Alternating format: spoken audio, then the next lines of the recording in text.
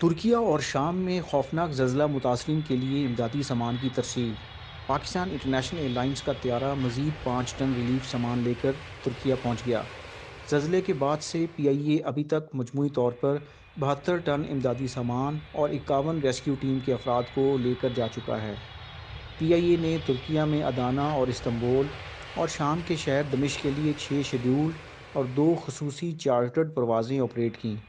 امدادی پروازیں بوئنگ 777 طیاروں کے ذریعے لاہور اور اسلام آباد سے چلائی جا رہی ہیں۔ پی آئی اے حکومت کے پاکستان کی جانب سے امدادی سرگرمیوں میں بڑھ چڑھ کر حصہ لے رہا ہے۔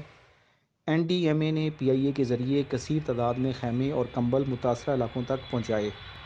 پی آئی اے ترجمان کا کہنا ہے کہ پی آئی اے نے ٹرکش ایئر لائن اور دیگر حکام کو تمام ممکنہ مدد اور آپریشنل معاونت بھی فراہم کرنے کی یقین دہانی کروائی ہے۔